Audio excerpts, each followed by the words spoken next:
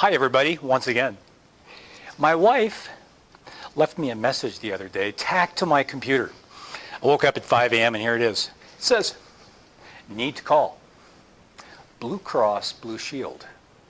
Phone number, a reference number, 113-70628.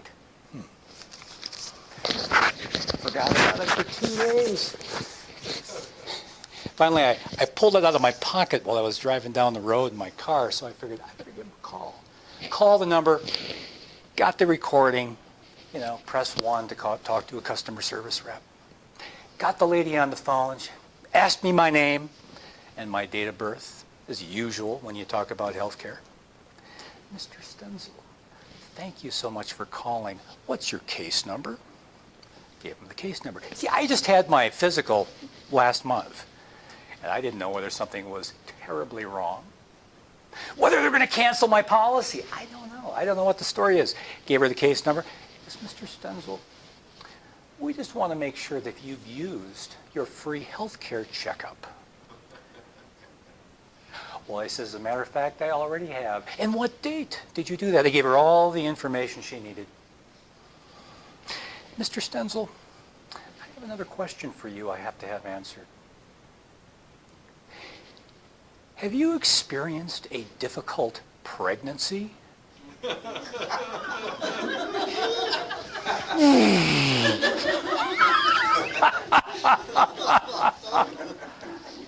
I said, as a matter of fact, I haven't.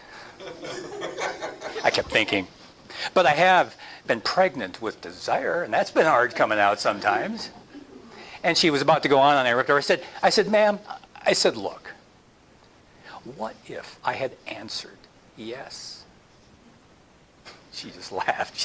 I knew you were a guy, but I had to ask. I figured that was the only reason she had called me, is to get that question answered. I mean, maybe, perhaps, there are guys who I've understood want to be pregnant. Equal rights. Have you heard about these guys? They actually want to be pregnant. I thought maybe I'm a test bed, just in case that they need to add me, maternity care to my health policy. I don't know. Isn't that interesting? The last speech I gave in college before I quit speaking for a while was so bad. Nobody even talked about it. I mean, some people give a speech and they get some feedback. It's got some potential. They can improve on it. Me? My speech was so forgettable. Nobody said a thing. Nothing. Empty. They got movies that come out, right? They go from production, they go automatically to B, or they go directly to DVD. And some will even make it there. That was my speech. I never even had anybody who said, Tom, let's do a little bit of work here. Let's figure this out. You can get better. Last weekend, I got to give a keynote for the MSU Leadership Group. It was really nice. I had 3 hours with them. One of them was an hour keynote, 2 hours of workshop settings. The day before, I was changing a ceiling tile just like these up here. Very similar. I think they call them Fifth Avenue 280s. Got them at Home Depot. Aisle 19, Bay 21. You ever replace those? They shed. And I'm up there pushing it in, and it got stuff in my eye. And I brushed it out. Went on with my day. About 3 to 4 hours later, something fell back into my eye. And I thought, well, I got saline, so I'm with the saline, doing this number. For 3 hours, I tried to get that thing out. 8:30, I called my eye doctor, said, Doc, I got something in my eye. You got to get it out because I got to get to sleep. I got a presentation tomorrow. Kind of like you, Henry. It was starting to be a real bad day. So at 9:30, I show up. She puts me in her chair, scoots up to me and puts that, that magnifying glass right up to my eye and starts looking. I can't see anything, she says. I said, it's still there. Well, I do see a bunch of abrasions, she said. It's terrible. She looks a little bit more. She takes her swab, peels it up and goes, there it is. A 1 millimeter piece of ceiling tile was lodged in my eyebrow.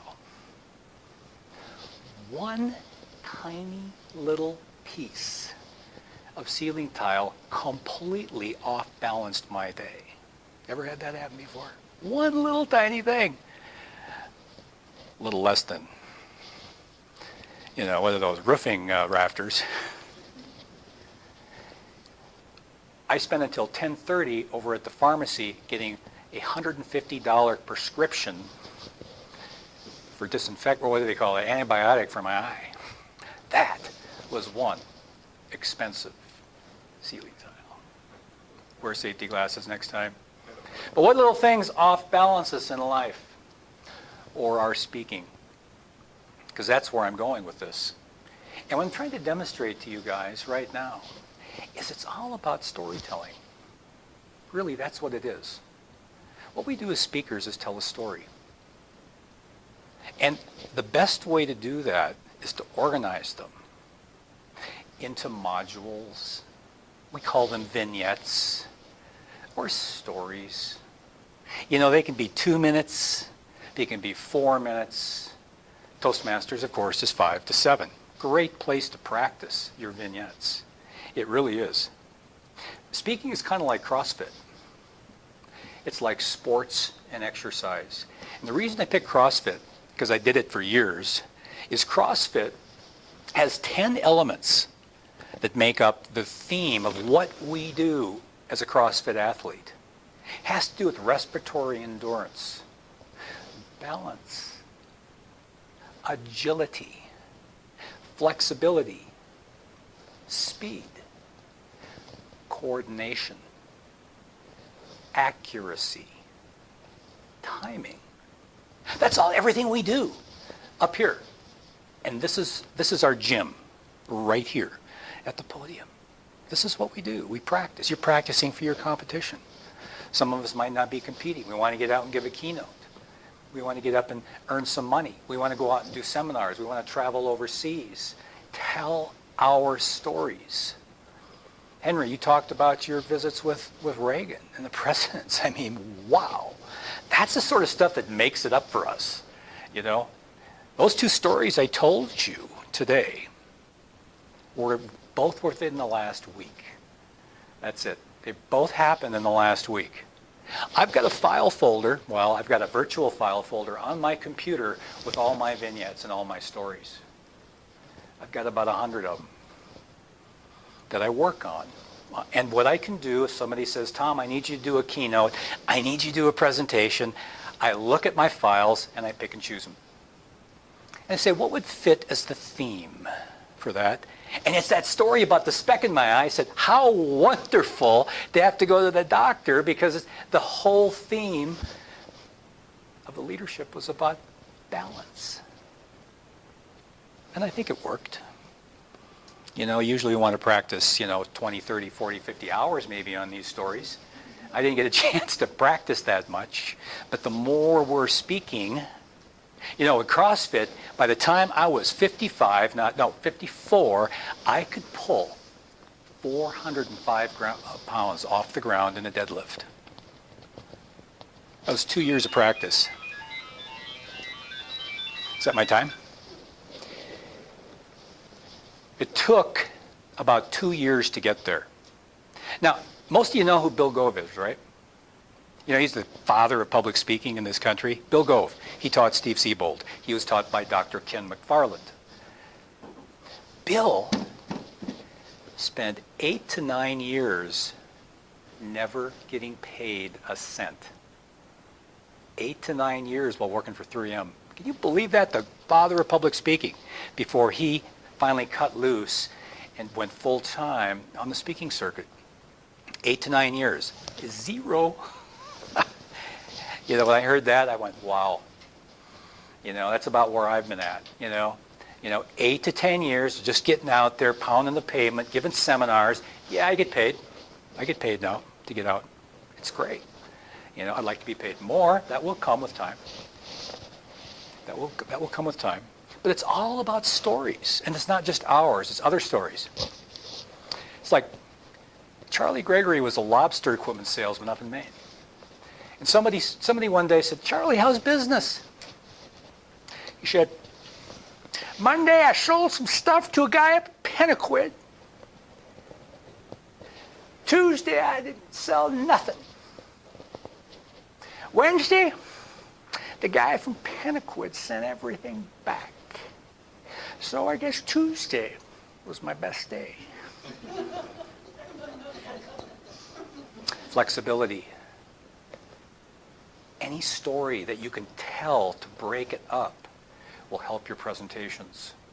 When we're given a keynote or we're given 40, 50 minutes, it's all about the stories. It's like, if you lose your place, and I did, by the way, on my keynote, but I have about 6 vignettes I took. So I got to plug one right in that was theme picked for that weekend. And I got through it. Then I found my place again. It's that simple. But it's all about the story. So I'm going to challenge you guys, first of all, to have your story notebook. Have a binder. Use your computer. Go back. Steal stories. I steal them all the time. I say steal. There's so many sources for us out there. You think I made up that story about Charlie Gregory? No. But I do like to practice accents because I like to practice vocal variety. Monty, you need more vocal variety in your competition speech. It's that simple because we don't want to do the same thing all the time. We want to mix it up. I don't want you guys to see what's coming. If I'm given 40 to 50 minutes straight talk, I don't want to be saying it the same way because I'm going to lose you. I want you to be thinking, what's he going to do next? Who's he going to look at next? Who's he going to use as an example? Who's he going to pick on? That's the sort of thing we get to do because I get the power seat. You get the power seat when you get to come up here. Okay, see what I mean? And that's time. I did this on purpose because I'm going to close right now. I've got about 30 seconds to close.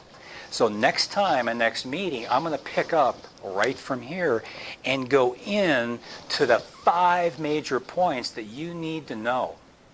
And I'm going to leave you with the first one and let you wrap your head around this one. We as speakers need to get the audience out of the way.